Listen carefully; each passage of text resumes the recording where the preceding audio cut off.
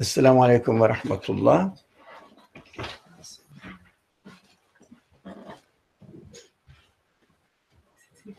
Yeah. Look, she's being selfish. No, she asked me. I asked, she didn't want it. You sure? Okay, thank you. Just reminding that. أعوذ بالله من الشيطان الرجيم بسم الله الرحمن الرحيم الحمد لله رب العالمين الرحمن الرحيم مالك يوم الدين إياك نعبد وإياك نستعين اهدنا الصراط المستقيم صراط الذين أنعمت عليهم غير المغضوب عليهم ولا الضالين آمين وصل اللهم على محمد وعلى آله وأصحابه وأتباعه وسلم ربنا اغفر لنا وارحمنا وأنت خير الراحمين آمين والحمد لله رب العالمين.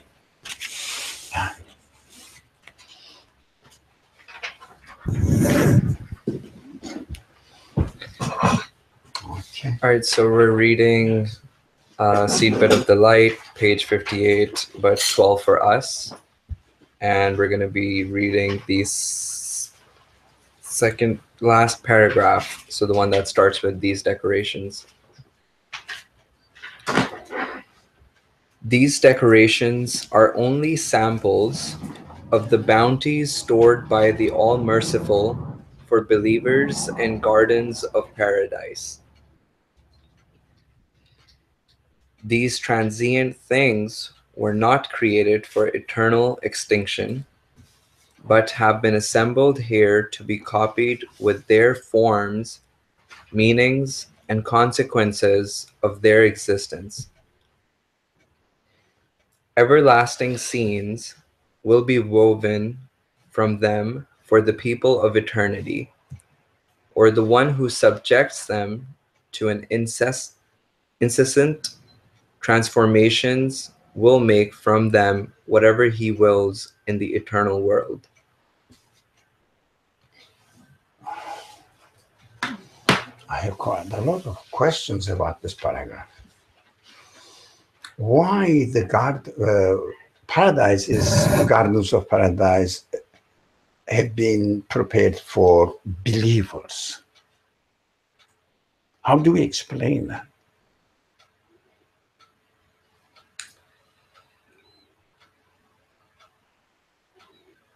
I think the first thing that you have to understand before you try to understand what is inside the gardens of paradise is to understand what it means to be a believer. Yeah, there is a correlation. Right. That's an excellent start. Yeah. There's a correlation between paradise and a believer. Yeah. What we imagine usually, or we have been given the imagination that there are angels at the door of the paradise and at the doors of the hell.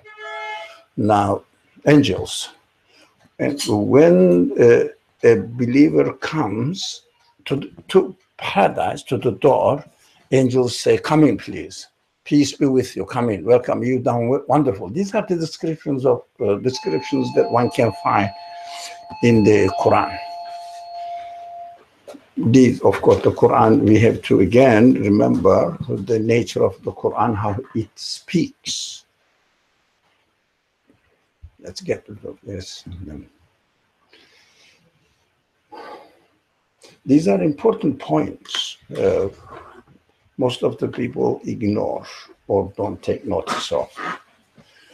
Quran speaks in a figurative way, but figurative way in a way that the human beings are normally and comfortably accustomed with.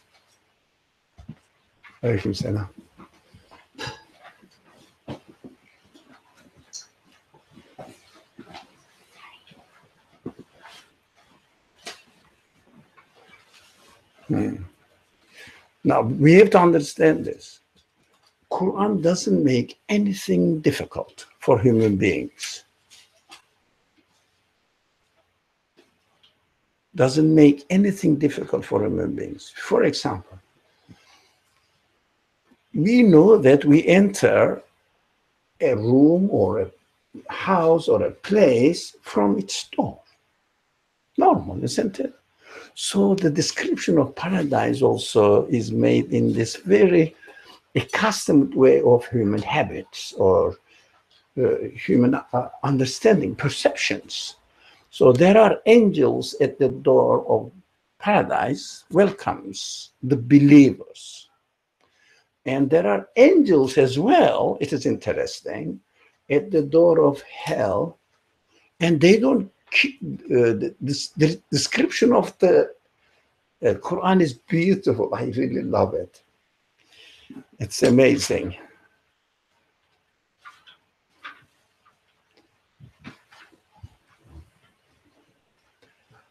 The doors of paradise is open. I think we have to study one day this subject. And the angels just welcome them. The door is open. Whereas the doors of hell is closed, are closed. They are closed. And you have to knock. That is the beautiful description of the Quran. It gives a beautiful, welcome. Welcome. So, excuse yourself somewhere here or anywhere you like. So welcome. So the doors of hell is closed. You sure? No.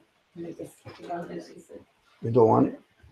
Okay, let's get out of the way then. Give it back. Give it back to its place. Yeah, because as if it's blocking the door. No, don't do it. Don't use it. All right. Yeah. Let's concentrate on the subject. Now, the doors of paradise is open. Angels are waiting as to wake up, welcome believers. It's interesting, believers. And the doors of, this is the description of the Quran for the latecomers. The doors of hell are closed, and there are angels behind it, and you have to knock. And they open, the angels say, why did you come here? This is the description of the Quran, beautiful. Why did you come here? Huh? What the bad things you've done, come on. In, and then close it again. This is interesting. What do we understand from here? That Quran always speaks in a figurative way. This principle that we have to understand in a figurative way. We have to ask the question, what does it mean? Otherwise, we imagine a place which has open doors, or in another place which has closed doors, and there are some guards behind them. Why the doors of hell should be closed? Doors of hell should be open. They must really point to something else that we have to interpret their analogies. So paradise is open to everyone. What does it mean? If you want to be honest within your own self, within your own nature, you just find yourself automatically where? In paradise. But if you want to go to hell, no one says I'm going to hell, but if you have to force yourself, knock at the door is closed, but you have to force yourself into it. That's very interesting. It means you have to destroy your nature, human nature. You have to go against your nature. Rather than, for example, rather than doing something which is very normal for you, the way you do it, you and I do it, it goes smoothly. But if you want to, for example, force yourself to eat food which is not for you, for example, that's an example. If you want to eat earth, what happens?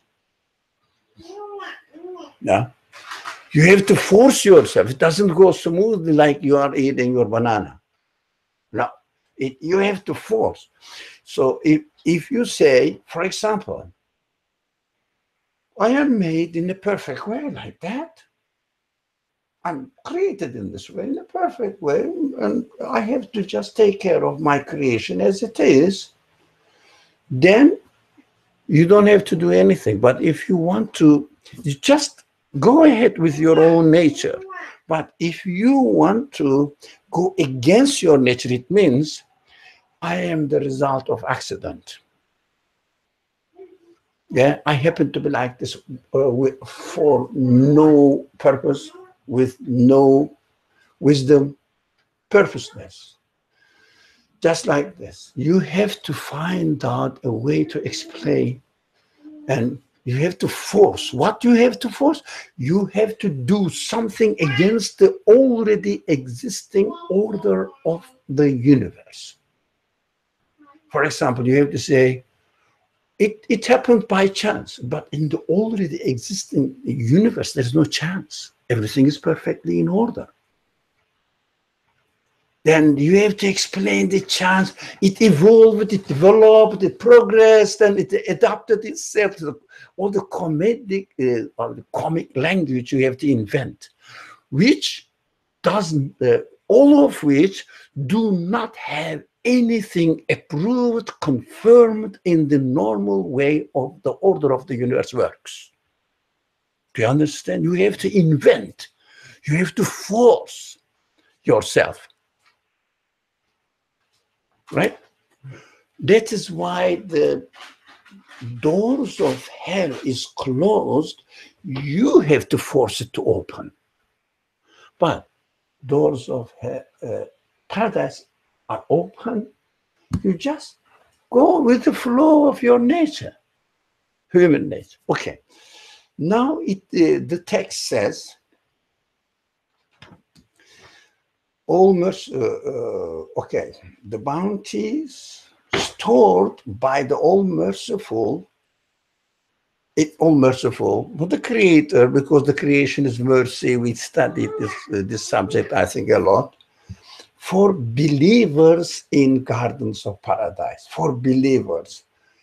As if it seems to be the language, this is the language of the Quran. We prepare paradise for believers. Not necessarily the Quran, by the way, but all these scriptures, divinely revealed scriptures. These scriptures always work with figuratively. Never a scripture.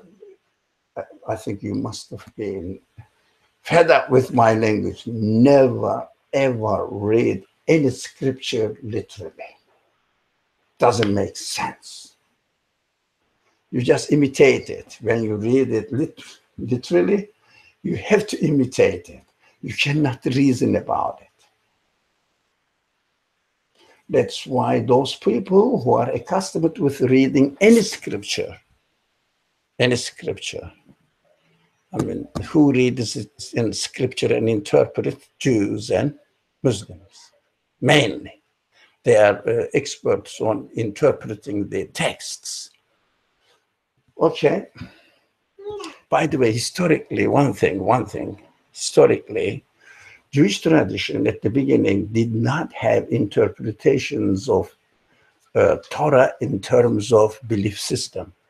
They learned it from Muslim scholars, and they adopted it in Kufa, and not the Kufa, actually, the north of Kufa. There was a center of learning that time, where the language of Aramaic is used, somewhere north of Syria now and south of Turkey, somewhere there. You don't know, sorry? Sorry? No, I don't understand. It's like East Turkish stuff, like North Syria. Yeah, Syriac culture was there. There were many Muslim scholars, as the Muslim scholars came from south and expanded into, of course, Medina and Damascus, with a huge area, Damascus, in the north of Damascus. They learned that from the theologians, Muslim theologians. They started developing another trend of interpreting the Torah. First, they were just concentrating on the legal system of Torah, not belief system that theologically discussions they took it for granted for centuries. That's all right, it's tradition. And then they learned, and then they developed another tradition. It was a name, it is, I've forgotten them. I've read them not long ago, so I've forgotten the name. Which tradition was it? Anyways, the transition took place. Maimonides tradition, you know, the famous scholar and philosopher Maimonides, the how do you say, consultant of the Saladin, the famous. Anyway, he was the first man who adapted the theology and applied it to Torah tradition. That is a side, yeah. How do you say? Anecdote. Forget one. This is not our subject. That was very important. Believers. Yeah. Although Muslim, I know the Islamic tradition, not much Jewish tradition, no, but Islamic tradition. Muslim scholars divided into two sections. One of them are described as theologians and philosophers, one section. And the other section are described as Ahlul Hadith in Arabic. It means the people of, the people who have been specialized in the narrations from the Prophet Muhammad. So Ahlul Hadith developed into fiqh, again, rules. But theologians and philosophers tried to understand the Quran. Now, those people who were exegetes, it means who were specialized in making commentary on the Quran, they benefited from both sides, but mostly from Ahl Hadith. So when they tried to understand the Quran, what they did, they mostly relied on historical narrations, including narrations from the prophetic sayings and life. But in the prophetic sayings, there are not many commentaries on the Quran. You cannot find many commentaries on the Quran. Very rarely, and also something not really theological. The Prophet never explained the Quran as we are used to now in a theological way. Why he didn't do that? It would be restricting. It means you can understand this verse only in this way. You cannot go beyond what the Prophet said. He wasn't making comments on the theological aspect of the Quran. But if they say, who are the Qawm Thamud, for example, historically? Well, he said, this Qawm did this and that, but not really theological arguments, interpreting the verses. But in practical life, I can give you a very interesting example to understand this matter. One day, the prophet entered into the house of another companion, his friend. The house meant half of this room that time. Half of this room. One bed is here, and maybe just to sit there in the corner, you have your fireplace, but not fireplace really to cook. How do you call it? Not a fireplace. You have a chimney and just to put woods and pieces of wood and maybe something to put the pot on it and cook something. That's it. That's the kitchen. Anyways, as he entered, he found the bed and a pillow, a kind of pillow, mostly made of, stuffed with palm date leaves. That was the wood. There was no wood in the Arabian Peninsula at that time. Not wood, wool or cotton. So he found on the pillow 2 strings. One of them white, one of them was black. And the Prophet said, "What's that? What do you do with the strings on your pillow?" The man said, typical example, very good, perfectly explains the attitude of the Prophet. Man said, when I wake up for sahur, it means very early morning to eat, very early morning before the twilight appears, so that he will start fasting when the twilight appears. The Quran says the white robe, eat until the white robe and the black robe can be distinguished. It means slightly becoming light, yeah? And he says, I took these 2 robes, set it against the horizon, and if I can distinguish it, I stop eating. And the Prophet said, don't be stupid.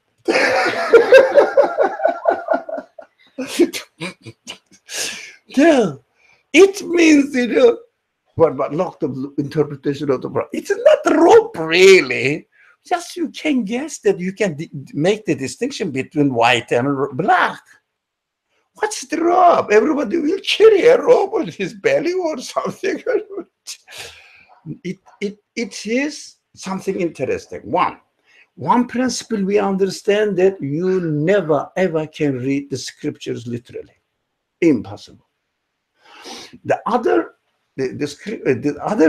point that we may make out of this hadith, the Prophet recited the Quran, taught the people in general, not specifically interpret this verse means this. You should understand this verse not literally, but like this. Left it open. But in practical terms, for example, there are some other examples as well, which is not our subject today, so that we won't concentrate on this aspect of the matter today. He makes the point in a way that every time you read the Quran, you have to interpret it. When it comes to the sayings or the actions of the Prophet, again, the same principle applies. You've got to interpret them because they are local, they are time-bound, they are personal, according to the addressee of the subject, whatever happened there, or according to the occasion. They are occasional. The prophetic teachings are occasional, personal, time and space bound. Never forget this. What do you have to do? Look, the teachings of the Quran and the teachings of the prophets are different. We have to know that. When it comes to teachings of the Quran, they are not time-bound, space-bound, personal, nothing. You have to interpret it at a universal level. Now, when you read the practices and sayings of the Quran, the prophets, they are time-bound, they are limited, bearing in mind according to the conditions, occasional, according to the occasion it occurs. When you read the hadith, you have to bear in mind that it took place within a certain condition. So what you have to do, you have to take it out of this limited area and try to make a universal rule out of it. But if anybody makes the universal rule out of the hadith narrations, that will be a jumble and culture will be messed up. These are the fear, these were and still are the fears of the scholars. But you cannot limit. You cannot limit scholarship to a particular group of people, elite. You cannot do that. Yes, everybody will mess up. They will mess up. That's their problem. But we cannot have the fear that, you know, you are not expert. You cannot interpret the Quran. And the other one said, well, you are not the expert. So it ends up developing a certain clergy class, right? And the religion becomes elite religion, not public. From one aspect, practically speaking, only the scholars will speculate or will interpret the Quran from one aspect. It seems to be really true. From another aspect, reducing religion to a certain group of people, the rest of the people will be like sheep following them. And they won't feel. What is the fear of it? If you say that, I am not a doctor, I am not specialized in a particular subject, right? So when I have a health problem, I have to go to hospital and consult the expert. Is it wrong? No. You don't have to be a doctor. You don't have to be an electrician. I have an electrical problem. That's why I said, yeah. You don't have to be an electrician. You don't have to be a plumber. You don't have to be a mason, masonry, or mason, which one is called mason. You don't have to be a mason. But you may have one specialty, tailor, for example. I am the tailor. I don't know what else. The other one is a baker. The other one may be something. So we can communicate. That's what the communities have been created. We have to communicate within each other. Okay. It works for your worldly life. It works for your practical, physical life that you have to share. You have to appoint an expert. But it doesn't work. Expertise doesn't work in one subject. What is it? Something is going on there. So, what is it? This doesn't work in one subject only. No, what did you say? Sorry? Belief. Why? Belief is personal. You have to be an expert on your belief. You cannot borrow other people's belief. Let's say there is a great philosopher. he has developed a certain theories, and these theories may be wonderful. Unless you learn it yourself, you cannot share his philosophy.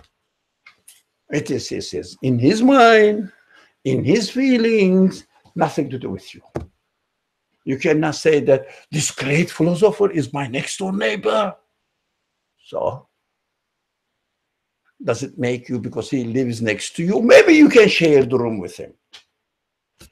Does it make you really transfer the knowledge he has in his mind? Now, that's it. In belief matters. Expertise remains on every individual. How do we make it in a sloganic way in our discussions? Belief is, say, One's personal conclusion. personal. There is no community belief saying that we Muslims believe in something. I don't care.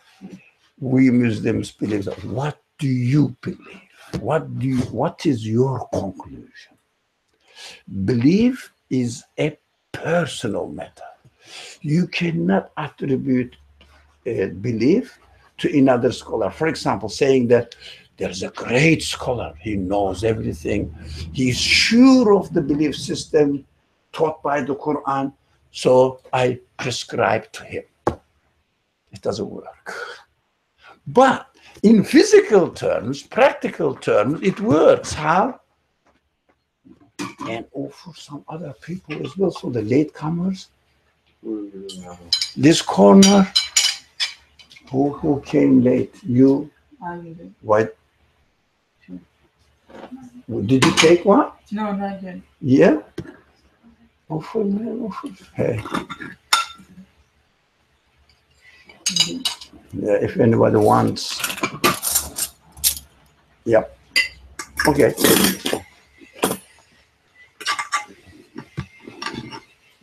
So, believers, the paradise is prepared for believers means, who will summarize it after discussing that long? Who didn't have? Did you hear? Brownie. Brownie didn't have. You defend your friend. Say, I had, but my friend didn't.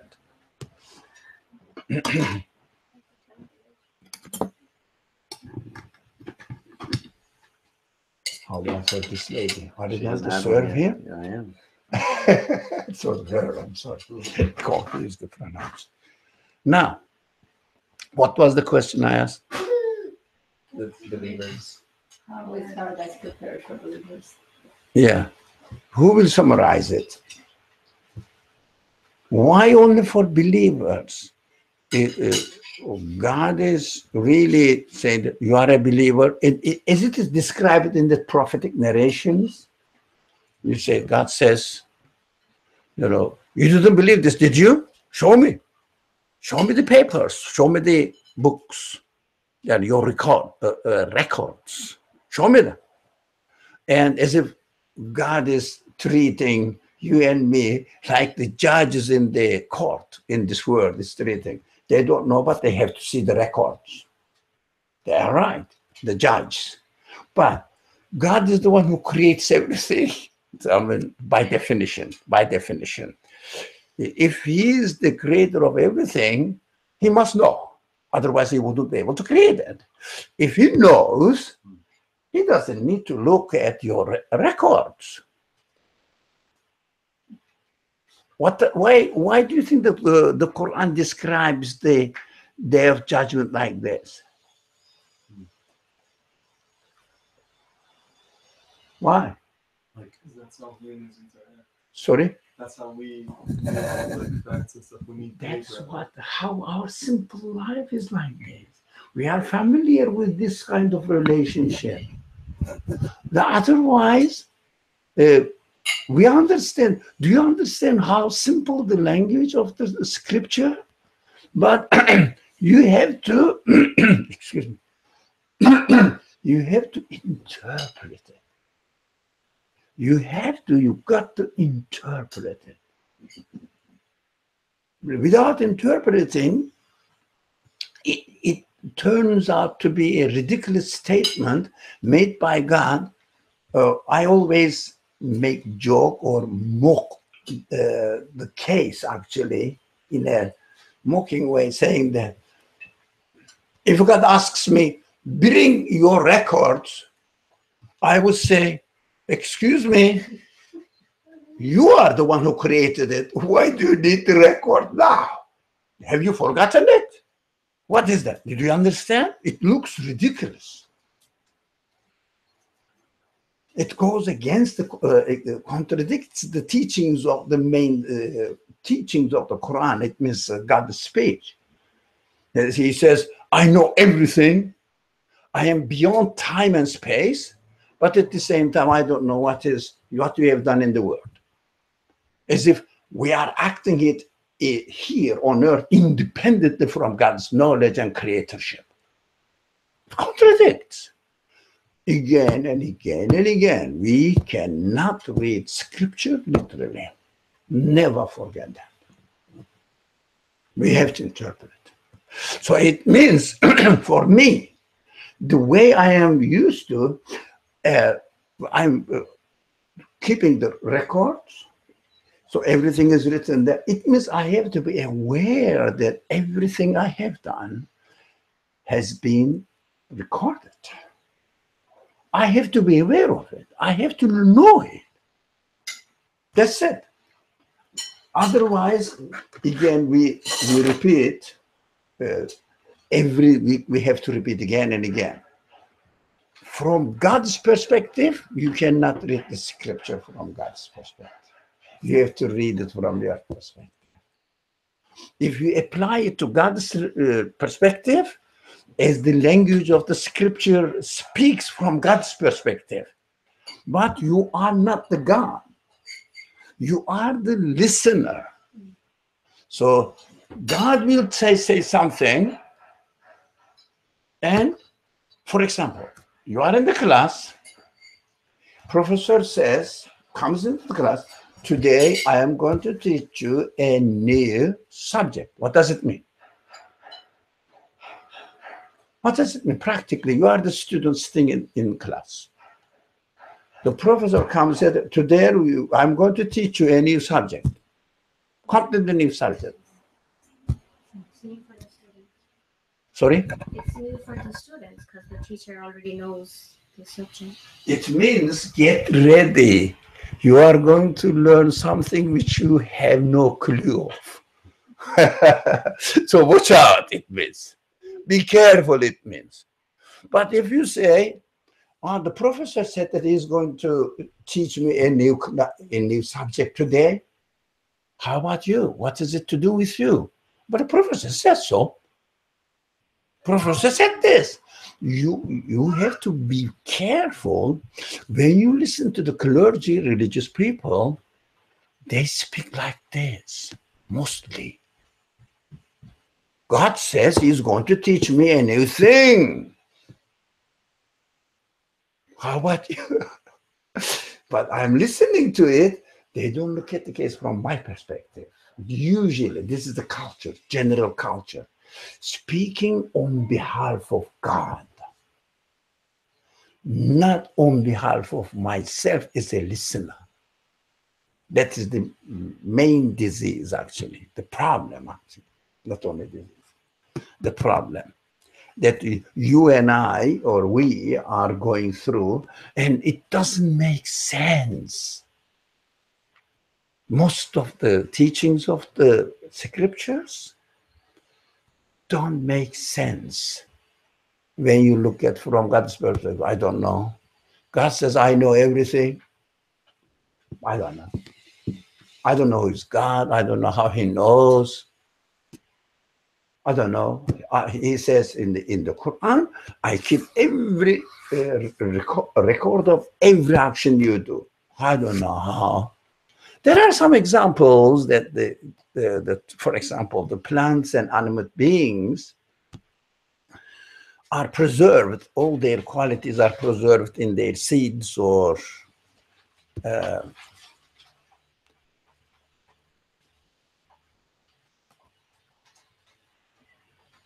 eggs. Yeah, these are examples, but if you don't pay attention to the examples, you don't. I don't know how God preserves everything.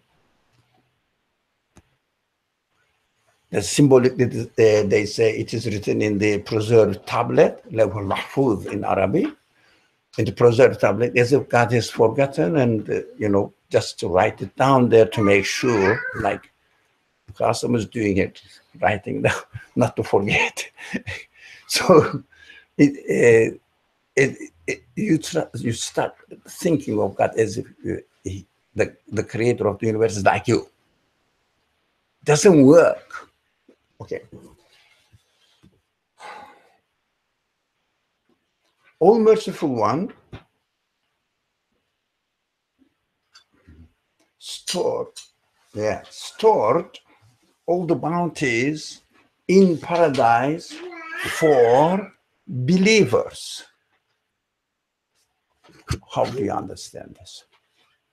Now, after all this explanation, anyone? I have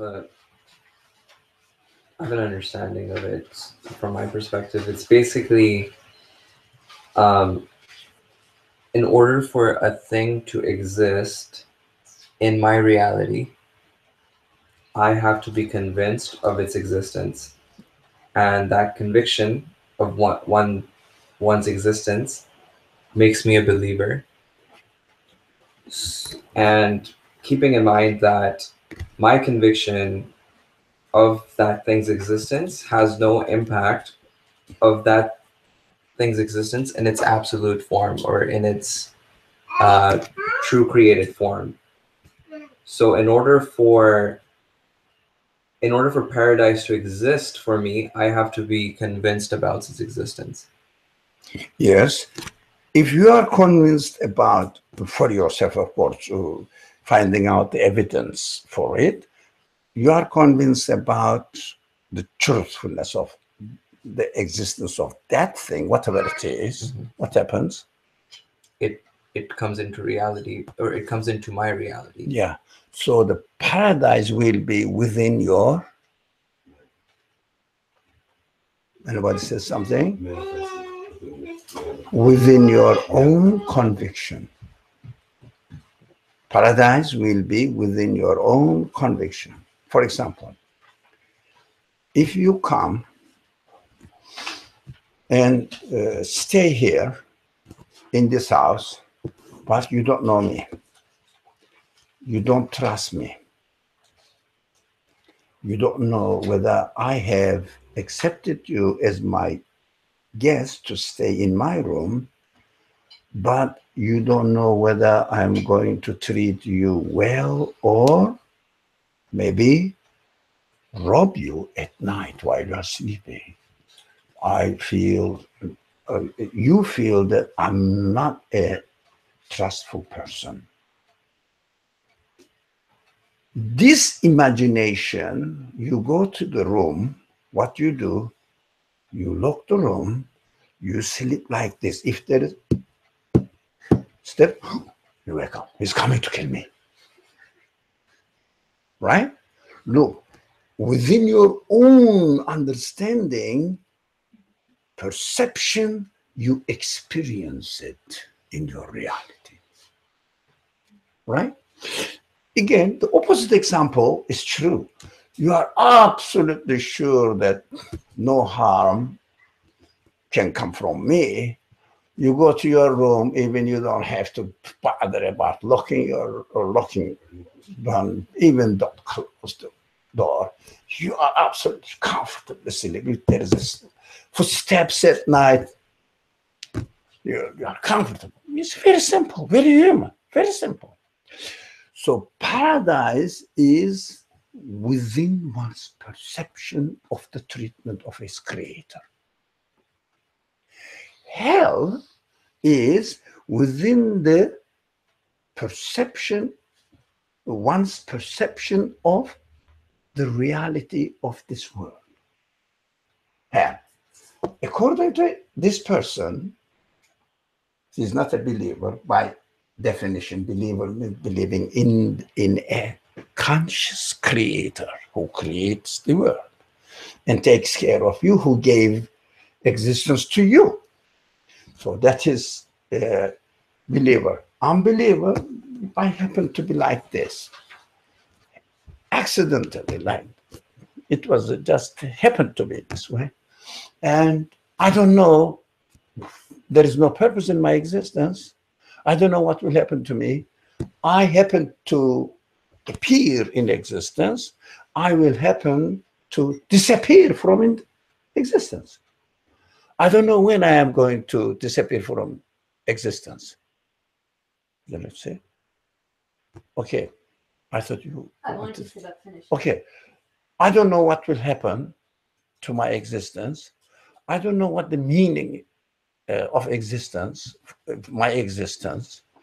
I am a purposeless, aimless, meaningless, accidental, temporary being. How do you feel in this house of the universe? Anytime someone can come and extinguish your existence, extinct, make it you non-existent, extinct. How do you feel? Comfortable? No. You may disappear anytime. Huh? Anything, accidentally may happen to you anytime. The worst and the first visitors. Because the first visitor's problem is only with me, as the one who accepted him to stay in one of the rooms. Yeah? But in reality, the people's perception of the creation is no way to have another choice. You cannot get out of this universe. So I don't feel secure in this universe. I will go into another one. You have no choice. So however one interprets the existence of the universe, this person has to experience his own perception of the creation. So what does it mean? Significantly, God does not treat people according to, although the Quran says, according to my will, I do anything, yeah? But it means the order. Within the order, we are bound to follow the rules of the order. But order has been established by the creator of the universe as it is. Now, this is his will. For example, I have 5 fingers in my hand. This is his plan. But after being created with five fingers in one of my arms, I am free to use the fingers in this way or another way. I am not free to have 6 fingers. Do you get it? So everything is established by the will of the creator, but I have been given the freedom to utilize the order which is already established by the creator. And I'm free there. So we have to study this next Thursday. Inshallah, if we have time, we are studying the chapter Takwir. It's a problem. It's a problem in the mind. It's not a problem at all, but in the minds of the people, because of the misconception of free will and God's will, they cannot solve it. They say, oh, we don't understand this, leave it alone. But it's very simple, extremely simple. We'll study it. We'll concentrate on it more on Thursday. Now, God establishes everything, creates accordingly, as far as the human beings are concerned, and partially, very small partially, animate beings are concerned, animals are concerned. He has already given the freedom to choose within the order, established order. For example, if I say, there are some rooms here, go and enjoy yourself as you like. But let's say there are 2 rooms, okay? So you enjoy yourself as you like. You are absolutely free. You are absolutely free what? To use the already existing 2 rooms. You cannot have the 3rd room. Do you get it? Very simple. You are absolutely free. And when you come here, I say, I put the rule as the owner of the house. Let's say, example, only the rules I put, you can be with, you can do whatever you do, but everything depends on my will. I can make 2 rooms, I can make 3 rooms, that's up to me. I can set you free to use the rooms. I may not set you free to use the, not to use or to use the rooms. That's up to me. But what we experience here, the house has been established. I have been given freedom, but this freedom works only within the conditions of the house, which is the result of the will of the Creator. Do you understand? Very simple. People say, oh, it's a free will problem, or no, there is no problem. Just make it very simple. Everything is very simple. There's no problem, free will problem at all. So within the order of creation, it is established in such a way that you experience paradise or hell conditions within your own perception. It is not a special treatment that, hey, Gule, I don't like you. You have a black skin. Go to paradise, hell. Yeah, I prefer white skin. Not like that at all. Everything is within you, but this is the will of the Creator.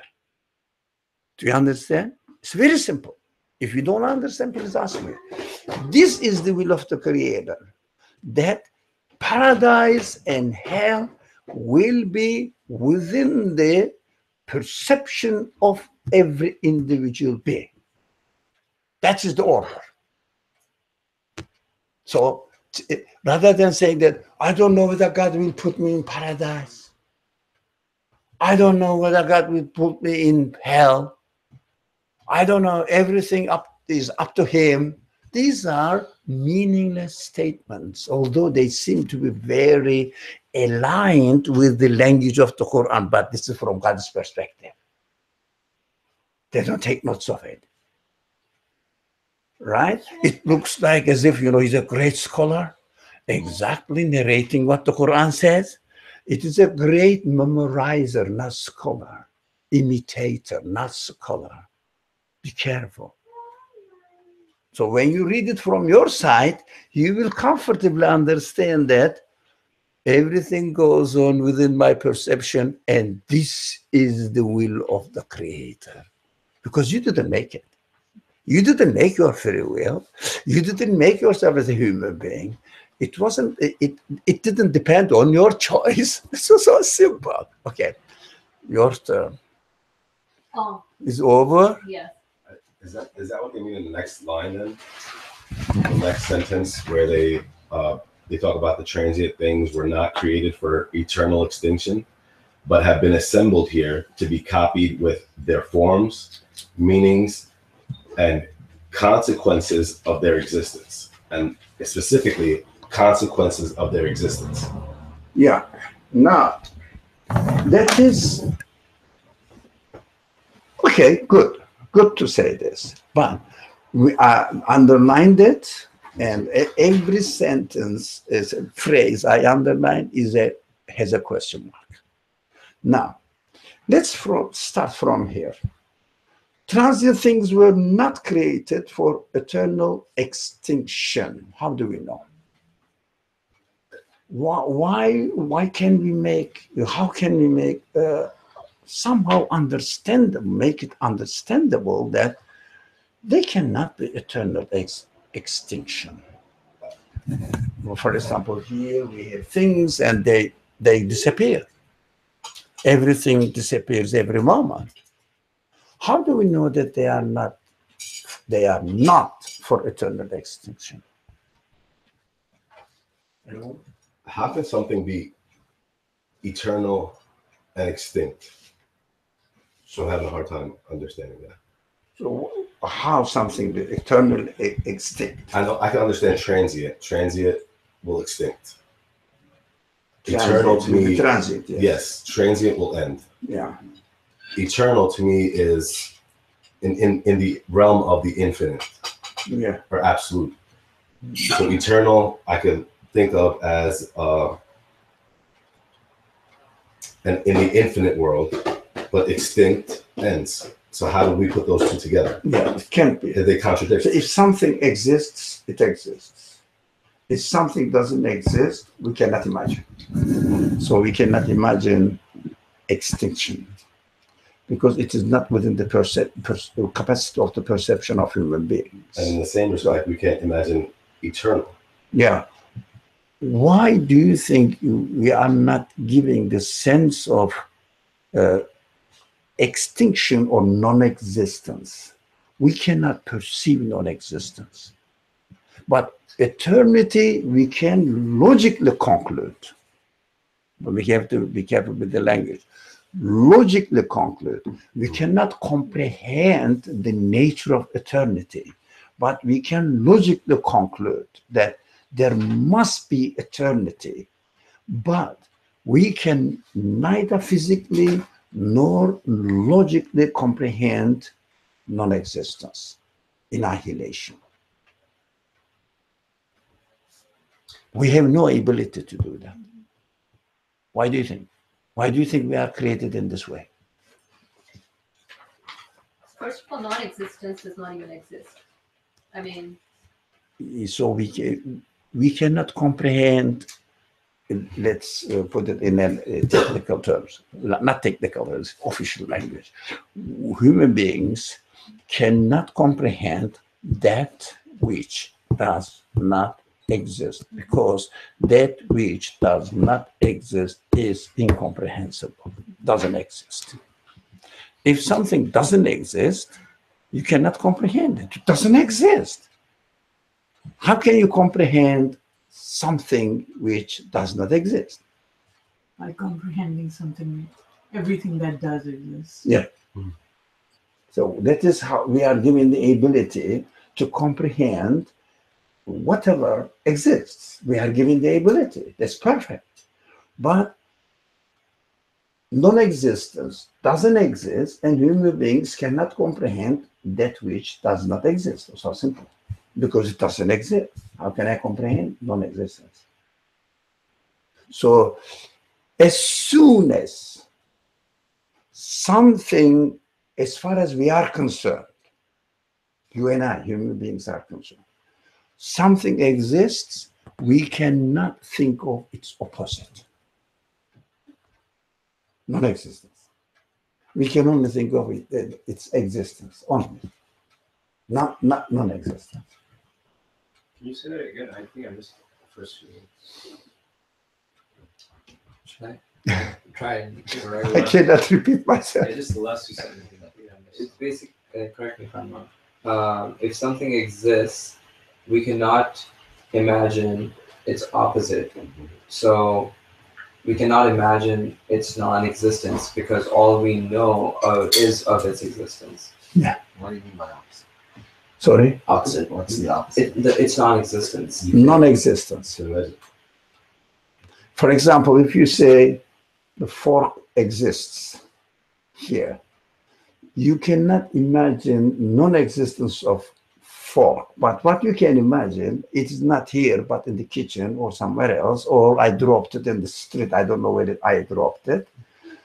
Because the notion, phenomenon of fork exists in your mind, and you cannot deny it like that.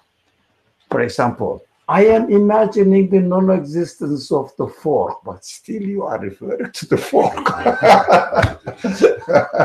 It doesn't work. It doesn't work. Man, the most of the world is made by this lady there. Enjoy your life and with full trust. No worry. No, you don't have to go to class. You don't have to get ready for a profession. No, you don't have to pay the bills. Nothing.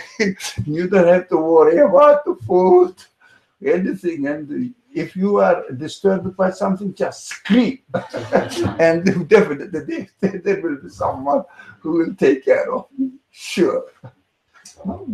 Is she walking, stepping, trotting? Yeah. MashaAllah. One day she will come and say that I can do everything. My father doesn't know. And my mother is that's backward-minded. I know everything. Okay. We understand that if something exists, that's it then. There is no eternal extinction for that thing. And also, this one thing, this is what the human logic says. Another thing, if something exists, it exists in a meaningful way. What are the meaningful way? What are the meaningful ways? Now, demonstrates the qualities of its maker. And everything exists, demonstrates the qualities of its maker as they are absolute. Why? Because everything exists within the order of the whole cosmos, and in order to be able to give existence to the whole cosmos, including everything, every individual thing in it, at the same time, in a perfect harmony, and continues to change, but never change the order. Now, no chaos. Never change the order. It means the source of existence must be absolute. If the source of existence is absolute, then the things carry the meaning of absolute. It means infinite. So how can you say that the thing will extinct? Impossible. You cannot say that. You cannot say, because it carries the message with the meaning. It exists with the meaning which is absolute. It means eternal, endless.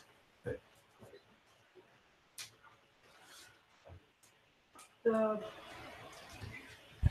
copied with their forms, the part of it of forms. So in this world, I can witness how forms are subject to continuous change. The form, or like the physical vessel that the meaning is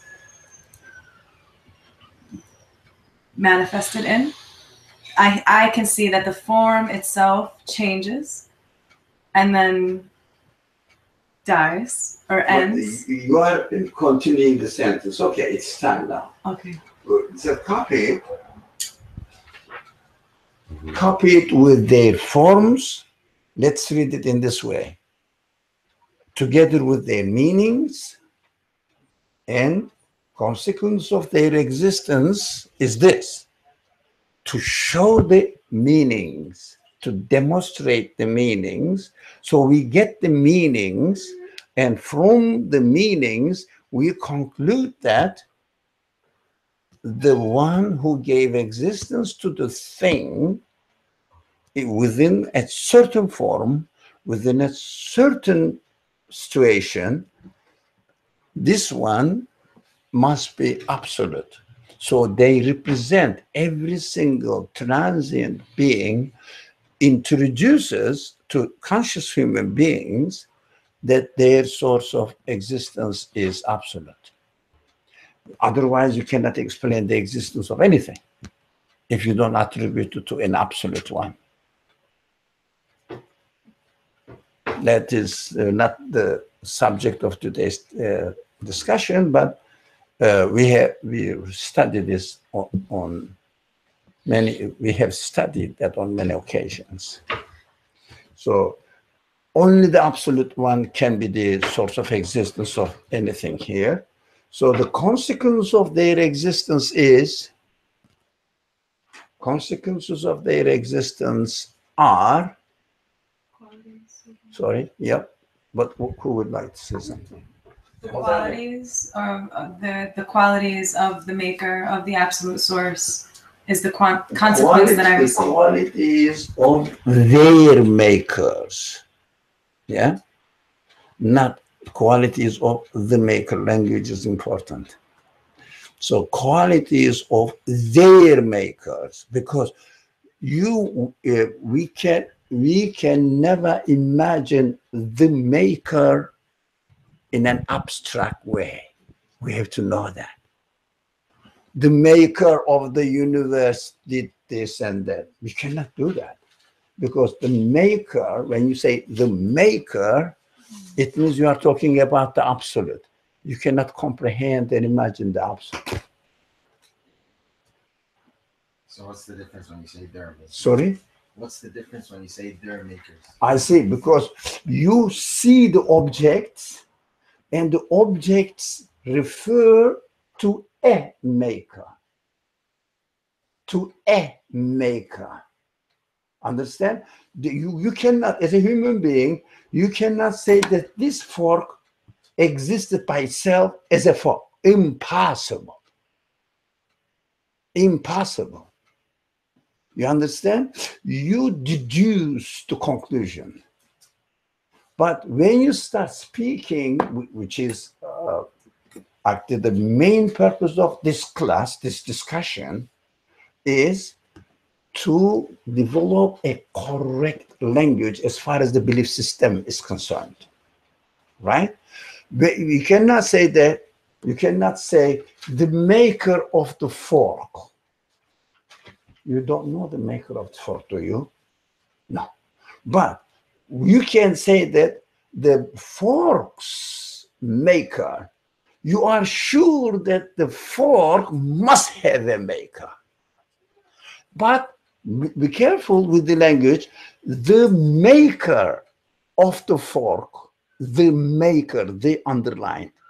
But in the correct attitude, the fork's maker, because fork must have, you continue? Sorry? Sorry, the fork, you can say the fork because you are holding it, experiencing it. The fork has or must have Its maker.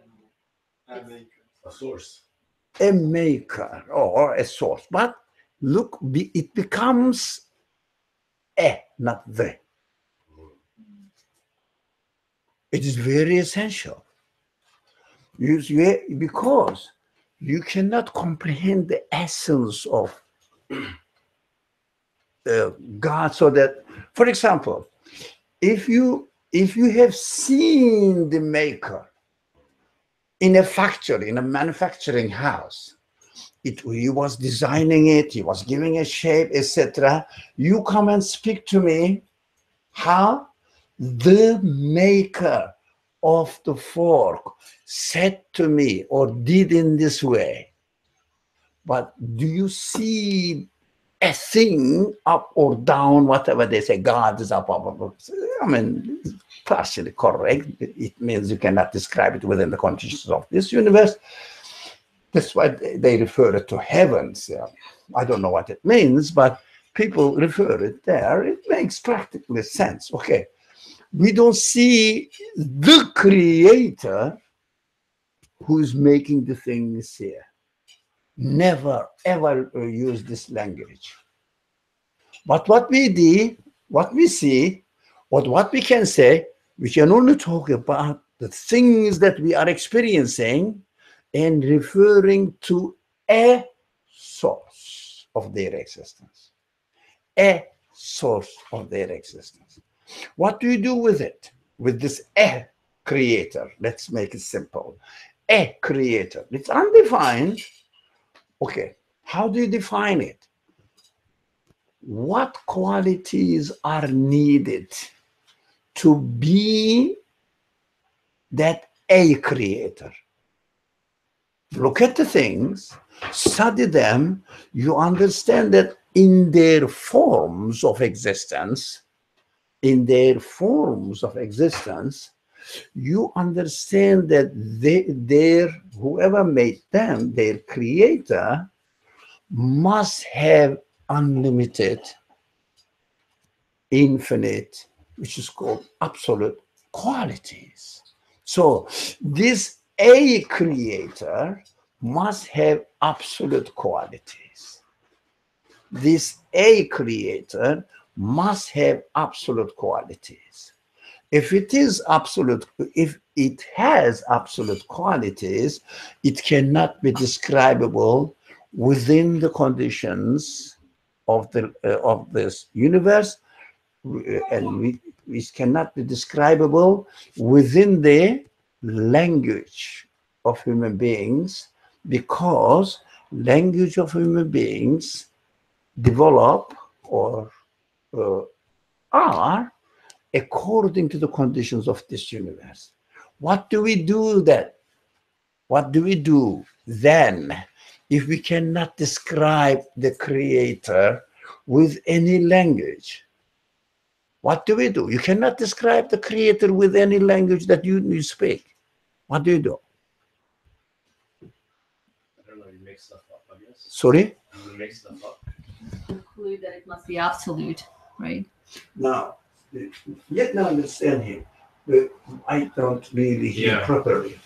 Well, if you cannot actually be describable, like if it cannot be describable, I mean, maybe it was supposed to be a joke, but I was trying to say that you would start to make stuff up, just conjecture.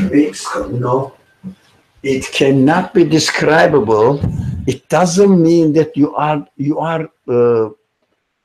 conjecturing, if you like, or assuming something about the creator. No, but you know that he must be absolute, but there is no word for absolute to describe the absolute. How can you develop a language which is within your capacity to describe the absolute? Somebody said something.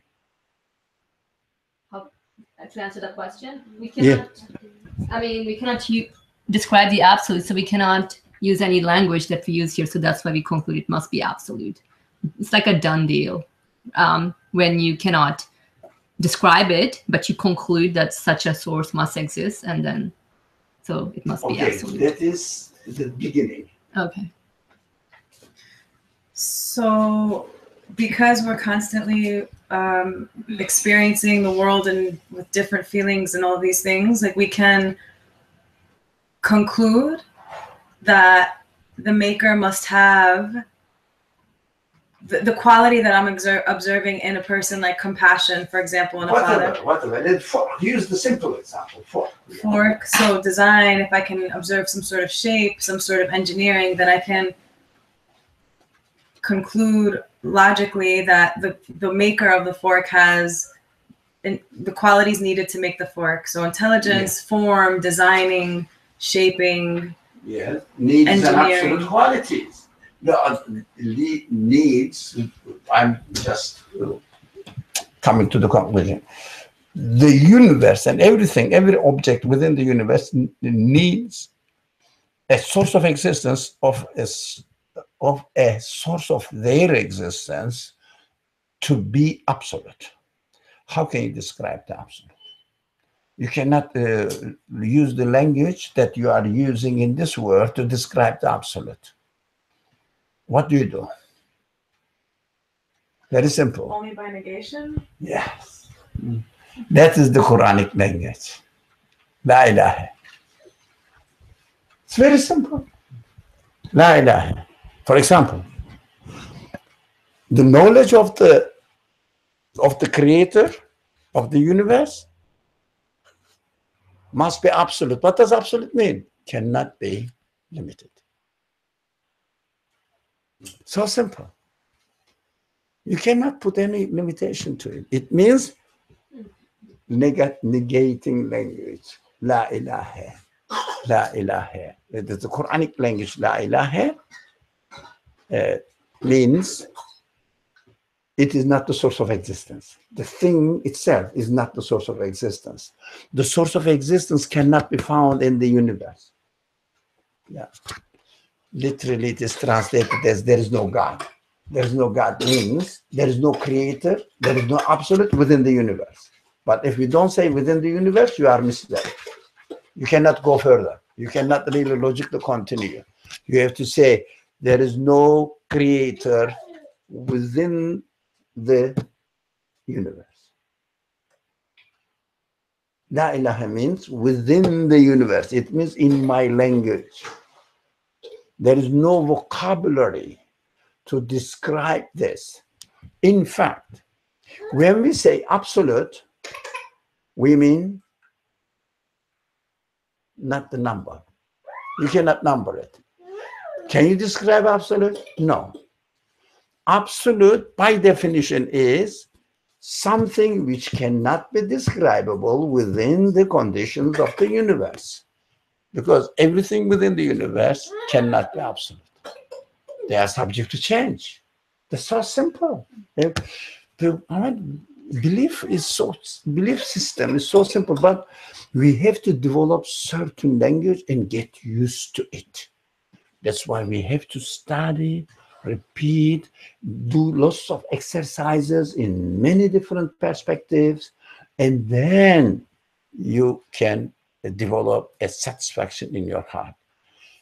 Once you comprehend logically, you understand, yeah, it makes sense, but you cannot practice it in your life. That's why we have to continue, we have to continue, we have to continue doing exercises. The life is for exercises. Otherwise, we are given the test you are given in schools or in colleges. Here is the question, and get the answer in 2 hours time, whether you're good at it or not, finish. Not like this. Until we die, we are given opportunities every moment to do exercises. But it's not easy because the life has many perspectives, aspects, so that we have to practice it in this aspect, in another aspect, in another aspect. So I get what you mean by la ilah, but what about the rest of it, like illallah? Illallah means by itself nothing. La ilaha, therefore illallah. Look, there is no, if you like, you translate this to me. Let's do the exercise. I said La ilaha. What does it mean? Tell me. Like you said, there's no God in this universe. No, there is no creator in the universe. Make it specific, all right? Creator, originator, source of existence, all right? Okay, within the universe. So what? Therefore, there must be a creator out of sorry? A creator out of the universe.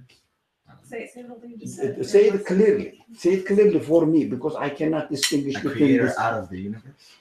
Not out of the universe. Not out of the universe.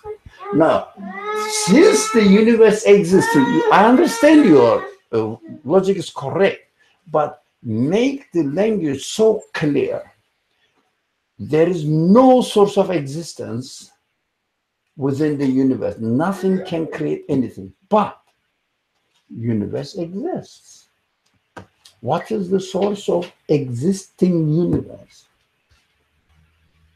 There must be a creator. This creator must have absolute qualities. That's another process of reasoning.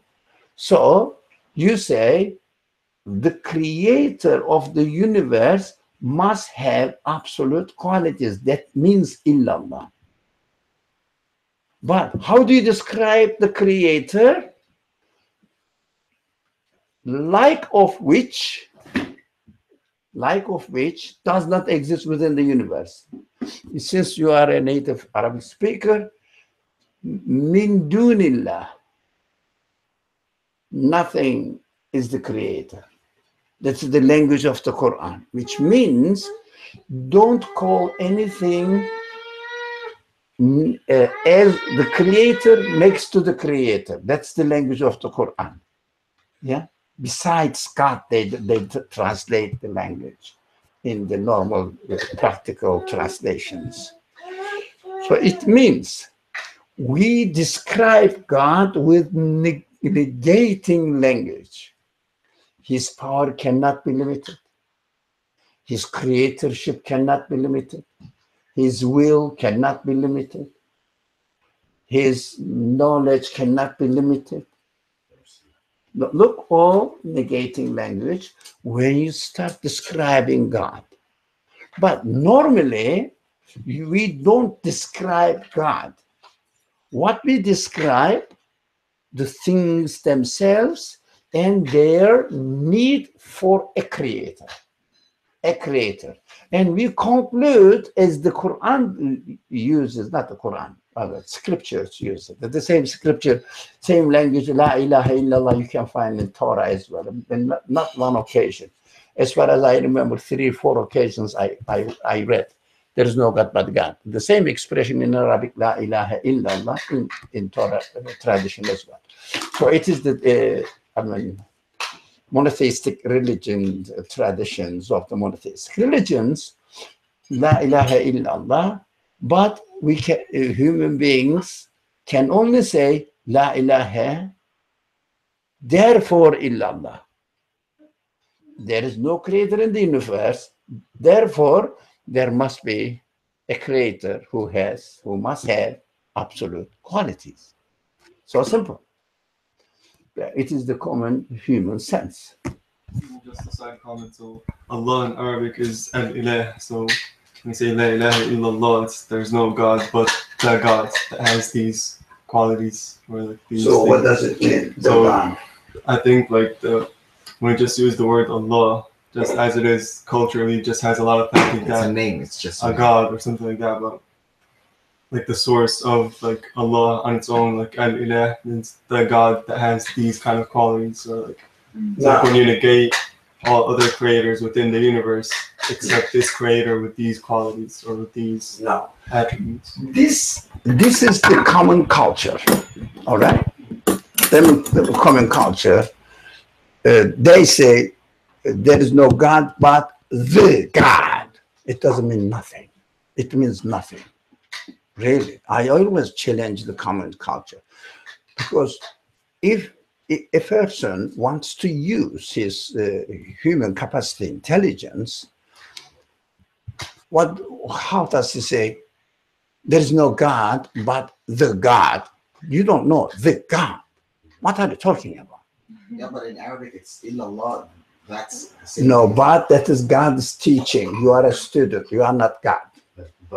No, but from the beginning of this class, what we said, the example, remember, I'm going to teach you a new subject today. What does it mean for you? You tell me. I am going to learn, not teach. But professor says, I am going to teach you. You say, I am going to learn. You don't say, I'm going to teach. You cannot imitate the professor. You cannot imitate the language of the Quran.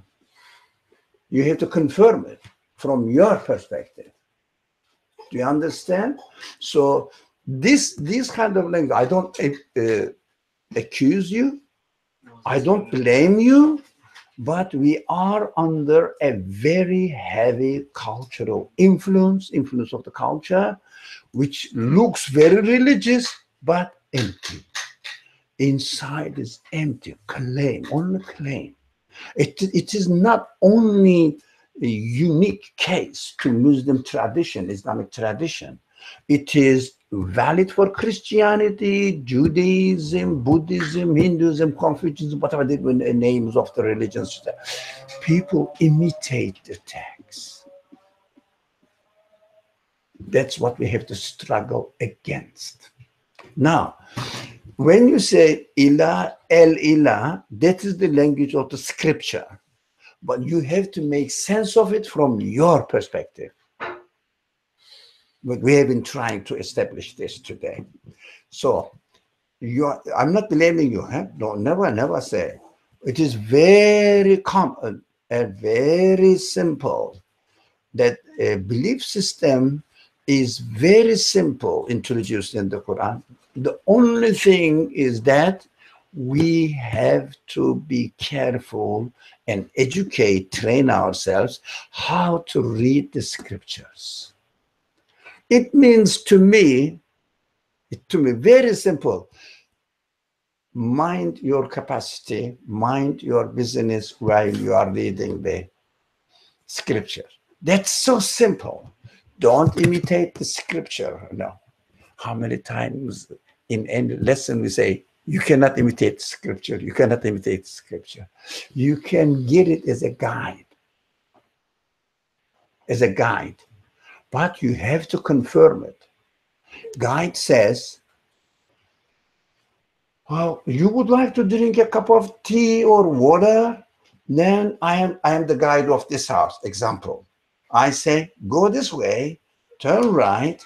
The second door is the kitchen door. Go there and drink your water there. There is water there. Okay? This is a guidance I am giving to you. Can you say that, hey, next to your the friend next to you, oh, your name was Muhammad. Muhammad, there's a kitchen there. Why? Because guide says so. You are imitating the guide. What do you have to do? You have to go out, go through the corridor, turn right, get the second door, open it, experience the kitchen, and come back and say, Muhammad, there's a kitchen there. Okay, but so let's listen. So no God, but God, the other God, the second God. No. The second word. No, I mean the second word. It shouldn't be in capital. So because there's no capital or doesn't matter. Arabic. No. Should be in capital grammatically, all right? But as far as your perception of this God grammatically starts with capital G. When God said. Sorry? Like when in the Quran, it should be in capital, but when I say it, not in capital. No, you have to confirm that it must be in capital. It means unique one. It means absolute one. So absolute unique. For example, New York. Can you write New York? Or New York is two words. Okay, Washington. Can you write? Can you write Washington with a minuscule W? It is a unique name of this place. So when you write it, you write with capital G, but what does it mean to you? You have to work on it. Why did you write it with capital G? Or why the guide told you that this must be with capital G? Why? For you as a student, as a listener. Now, never forget, huh? Every time you come here, you will hear this. Never forget that you are listening to your guide when you read the scripture. You cannot imitate the guide. People will laugh at you if you imitate the guide. If I say there is a kitchen there and there, and say, hey, there's a kitchen there. You say, are you stupid? That's really bad. The guide can say this. Who are you? So you are the one who is going to experience it. Look, it is completely the mission of the reader, listener of the Quran is completely contradictory to what is said in the Quran. Just on the opposite side, I say there is a kitchen there. You say that I must go and see it. You cannot imitate me. You make yourself ridiculous in the eyes of the people when you imitate it. What are you talking about? The guy can say this, but we have to go and experience it. After experiencing it, you can confirm it. Now, consequence of their existence. Let's read the rest of the paragraph, and let's finish this paragraph today. Everlasting scenes will be woven from them for the people of eternity, or the one who subjects them to incessant transformations will make from them whatever he wills in the eternal world. Now, the eternal world, because if we said very simple, we don't have much time, even we are 9 minutes late. So, why the eternal world? Because at the beginning we said that we cannot imagine the external extinction. So, if something exists, the thing may be transient in its existence, but its source must be absolute, so eternal. If the source is eternal, as the creator, his act of creatorship will be eternal. He cannot say that he is the creator today, but tomorrow, I don't know. It's absolute. When it's absolute, you cannot put any limit to it.